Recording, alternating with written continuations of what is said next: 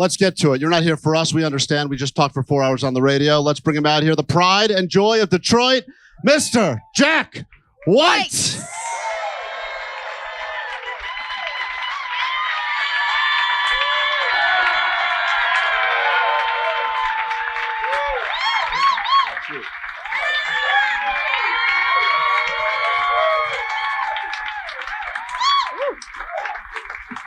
Thank you. Does this ever get old? Are you past this at this point, or is this still exciting that people clap for you everywhere you go? I'm an Uber driver now, so I think I've picked up some of these people. 5 stars. Remember, guys, 5 stars. Let's talk about it. You got a couple albums. You got a tour that you're in the middle of. You broke away from a show last night, not another one tonight, YouTube, just to come and hang out with us, fine people here. And I'm wondering why you would have planned all of this in the middle of baseball season for you. Exactly. People think it's a bad move. It's actually a beneficial, selfish move that we get to go from town to town and see game after game. Oh, did you plan it that way? We watched the Dodgers up in the triple deck up the other night, and it didn't win, but it was a great game. Well, I mean, Fear of the Dawn obviously is a huge #1 album. We're playing a couple of singles on KROQ. Thank you. You've got another single coming out in a week. You've got another album coming out next month.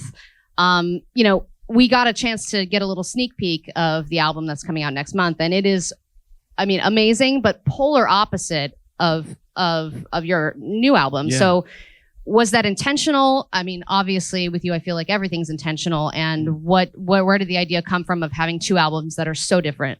They all were written together at the same time. I didn't really plan on doing any particular kind of record. I just was writing, and it just kept coming out. But they sort of started finding their own zones on my laptop. They were in 2 different sort of playlists, and I kept trying to put one song in the other playlist, and they just wouldn't work. It didn't flow together. They wanted to be 2 different albums on their own. So I was a good boy and did what I was told by the songs. But the plan was always so close together, because someone like me, we're so used to getting something we like and then being like, the next thing will happen in 15 years. Like, get ready for another season of Game of Thrones when I'm already dead. And then this comes, album out last month, another one coming out next month. That was the plan, just get it all out there and let the people enjoy? I was hoping to put them both out on the same day, but pressing the vinyl was impossible to get that many records pressed for the same day release. So we had to space it out.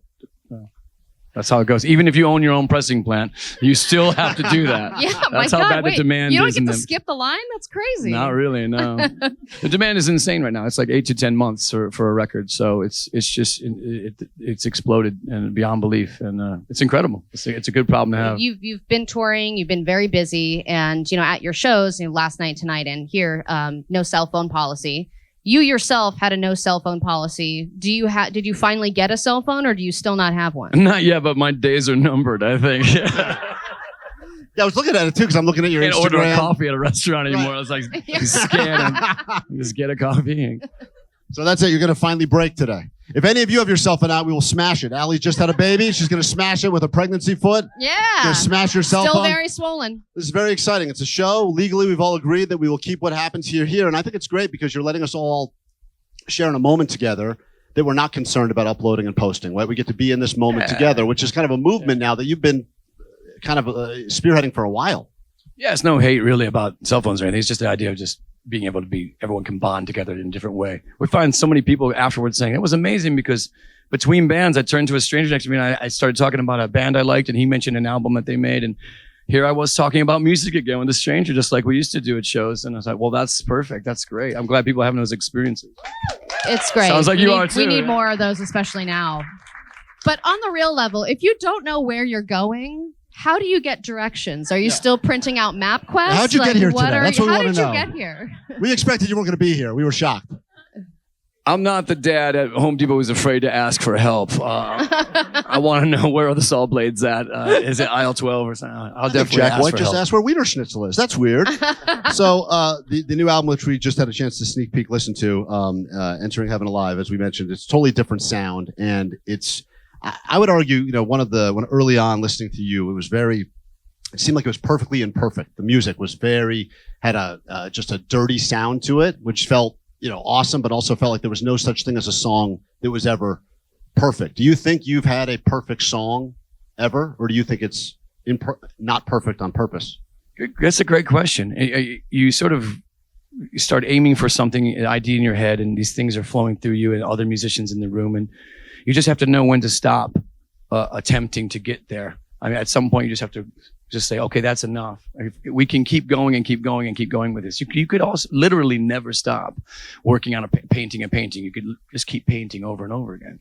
That part of the art form is knowing when to stop, I think. And so, yeah, you never actually get there. But maybe in hindsight, as things move on, you start thinking, I guess maybe that was just about as good as it ever could have been. Like, I think now looking back, something like Seven Nation Army is like, at the time we just thought, well, that was just another song on the record. But now it seems like maybe we just accidentally recorded it perfectly and didn't realize. I don't know.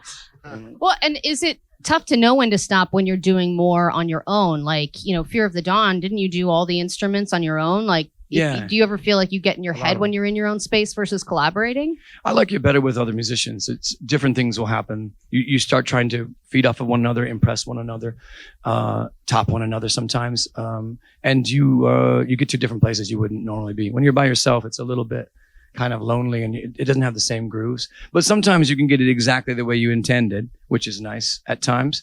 But I prefer Please tell me there's an instrument you tried to play that you sucked at and you couldn't do it because it feels... What was it?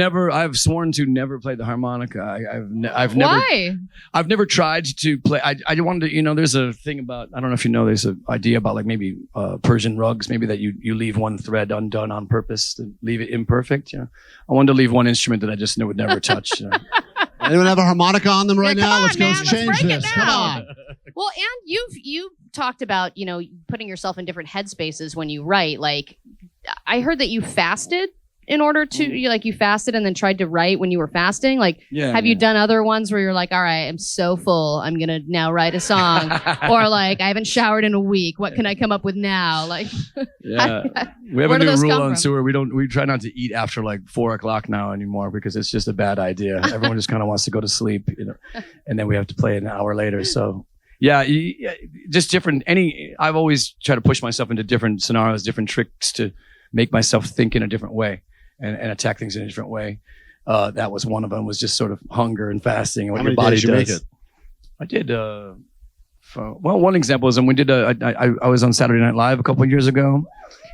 Thanks. I think it was a year and a half or something like that. And we got the call on Wednesday from Lorne Michaels to do it. And we said yes. And I didn't eat until after the second song on Saturday night. So I fasted that whole time. And it's crazy because your body, the energy your body comes in with the second or third day is your body's making you go out and get food. So you can't sleep. I was up at 5:00 in the morning, just, pacing around. You have so much energy. So I was like, before that show, I was like, let's go. And my manager was like, you're going to pass out. You're going to pass out. I'm not trying to brag, but I fasted for 12 minutes once. So. Oh, that's good. Pretty good. You're so brave. We all have stories, We all have stories. We don't want to hog all your time. And we know that the real reason everyone's here is for this man to perform some songs for us, right? But we did give you an opportunity to ask some questions. So these are questions from some of your many fans that are here for the great Jack White. Here we go. All right, this one comes from Jim from the 714. What do you think is cooler, a professional rock star or a professional baseball player? And who do you think is going to win the World Series? Oh, yeah, I think professional baseball player for sure. Yeah. I think they have a cooler zone to be in. It's almost like they don't they can just get into this physicality of it, and they're sort of versus their own body trying to accomplish, that athleticism is pretty incredible zone to be in, I don't think they can fast or they'd pass out. Maybe different techniques. Well, you threw out a great first pitch. Let's point out because Steve Aoki's first pitch went terribly badly. I don't know if you saw it last week over the back of the dugout. You actually threw a very impressive first pitch at a Detroit game. It's funny when you're up there, you think you turn around and it's all of a sudden the catcher's like a mile away. Like, wow, that's really far. Man. All right, this one comes from Jesse from Los Feliz. More and more bands are releasing cinematic experiences along with their albums, 21 Pilots and Panic at the Disco, just to name a few. Will there ever be a Jack White cinematic experience that we can see someday in the future? Oh, that's a nice question. Yeah, I would love to do that. I've directed a lot of smaller things. I'd love to direct a feature film, and it's been maybe down the road it can finally occur. But I've directed a lot of small things, videos and things for Third Man Records, but just haven't had the moment and the time to put that together in a bigger way. But yeah, it would be nice. It'd be nice. I didn't intend to direct anything for this album, these albums, for example, and I've already directed 4 videos for it. It just ended up being that way. We're in the zone and that thing's happening and everyone's available, so it happens. So I end up directing more than I actually. The video that drops next week is. I assume you directed that. No, that one I did not. Oh, well, that's good. You should do that. That was good. That's a good video. Just repeat that. That'll be good. That guy's good. Hire him. And then this one comes from Britt, and this one's come through a couple of times. I did not ask this question. Would you ever collaborate with Nickelback on a song? I don't like when bands, get picked on. It's I feel bad for anybody who's like, it's just musicians. They just want to play. Yeah. So that's a yes. That's a verbal yes. You got it. All right. Well, listen. The reason that we are here is because what you do is amazing. There's very few people. I don't know if there's is there a rock star bigger than you? Do you believe? Can you tell me that right now? Who do you idolize? David Bowie, Lou Reed. We can argue. Who's ready? Who's ready for Jack White to perform? Huh? Right. We're gonna take a little palate cleanser now. We're gonna burn some sage and forget this interview ever happened on the stage, and then he's gonna come back out. And let me tell you, I saw what's going on back there. How many people are you bringing out with you? 50 people? 55 people. Yeah. 55 people. Jack White, everyone. Thank you. Thanks so much. Thank you.